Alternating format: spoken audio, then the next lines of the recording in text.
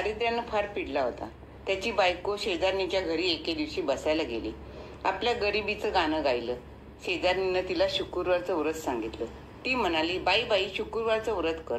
हे शुक्रवार तू श्रावणापासून धर. सारा दिवस उपास करावा. संध्याकाळी सवाष्णीला बोलवावं. तिचे पाय धुवावेत. तिला हळदी कुंकू द्यावं. तिची ओटी भरावी. साखर घालून दूध प्यायला द्यावं. भाजलेल्या हरभऱ्याची खिरापत द्यावी आणि नंतर आपण जेवावं. यानंतर वर्षभर याप्रमाणे करून त्याचं उद्यापन करावं असं सांगितलं. ती घरी आली, देवीची प्रार्थना केली व शुक्रवारचं व्रत करू लागली. त्याच गावात तिचा भाऊ राहत असे. तो एके दिवशी सहस्र भोजन घालू लागला. साऱ्या गावाला आमंत्रण केलं, पण बहिणीला काही बोलावलं नाही. ती गरीब, तिला जेवायला बोलवलं तर लोक हसतील. पुढे दुसऱ्या दिवशी भावाकडे ब्राह्मणाचे सारे थवेच्या थवे येत होते. पोटभर जेवित होते.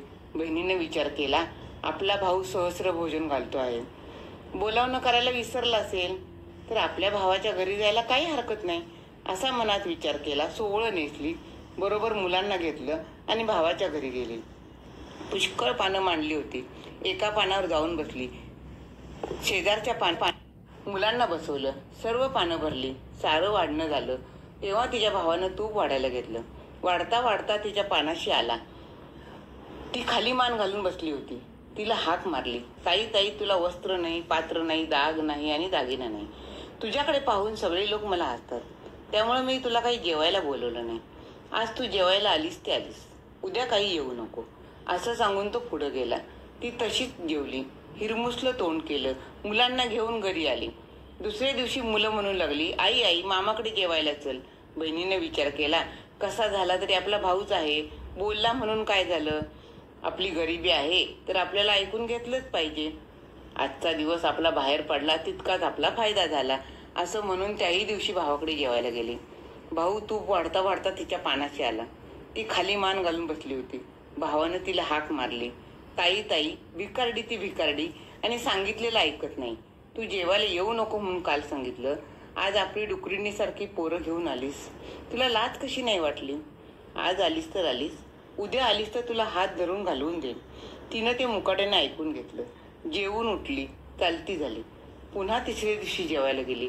भावानं पाहिलं, हात धरून घालवून दिलं. फार दुःखी झाली. देवीची प्रार्थना केली. सारा दिवस उपास पडला. देवीला तिची दया आली. दिवसेने दिवस सुखाचे दिवस दाखवू लागले. असं करता करता वर्ष झालं. बाईचं दरिद्र गेलं. पुढे एके दिवशी ती शुक्रवारचं उद्यापन करू लागली. भावाला जेवायला बोलवलं. भाऊ मनात ओशाळा झाला. बहिणीला म्हणू लागला, ताई ताई, तू उद्या माझ्या घरी जेवायला ये. नाही काही म्हणू नको, घरी काही जेवू नको. उद्या तू आली नाहीस तर मी काही तुझ्या घरी येणार नाही. बहिणीने बरं म्हटलं. भावाच्या मनातलं कारण जाणलं. दुसऱ्या दिवशी लवकर उठली, वेणीफणी केली, दागदागिने लिहिली, उंची पैठणी नेसली, शाल जोडी घेतली आणि भावाकडे जेवायला गेली. भाऊ वाट पाहतच होता. ताई आली तसा तिचा हात धरला. पाटावर बसवलं. पाय धुवायला ऊन पाणी दिलं.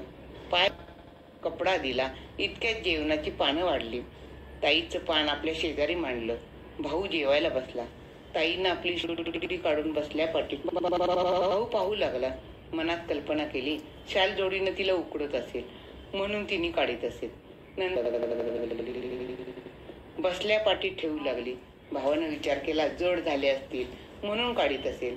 नंतर ताईने भात कालवला. मोठासा घास केला. तो उचलून सरीवर ठेवला. भाजी उचलून ठुशीवर ठेवली. लाडू उचलून चिंचपेटीवर ठेवला. जिलेबी उचलून मोत्याच्या पेंड्यावर ठेवली. भावानं विचारलं, ताई ताई, हे काय करतेस? ती म्हणाली, दादा, मी करते हेच बरोबर आहे. जिला तू जेवायला बोलवलं तिला भरवते आहे. भाऊ काही समजेना. त्यानं तिला पुन्हा सांगितलं, अगं ताई, तू आता जेव तरी. तिनं सांगितलं, बाबा, हे माझे जेवण नाही, हे या लक्ष्मीचं जेवण आहे. माझं जेवण मी जेवले. सहस्र भोजनाच्या दिवशीच जेवले. इतकं ऐकल्यावर भाऊ मनात ओशाळला. आणि बहिणीचे पाय धरले. झाल्या अपराधीची क्षमा मागितली. बहिणीनं क्षमा केली. नंतर दोघे जण जेवली. मनातली आडी काढून टाकली. दोघांनी देवीचे आभार मानले. भाऊ बहिणीकडे जेवायला गेला. तिला आनंद झाला. देवीनं जसं तिला समर्थ करून आनंदी केलं तसं तुम्हा आम्हा करो ही 60 उत्तराची कहाणी 5 उत्तरी सफूळ संपन्न. ओम नमः शिवाय.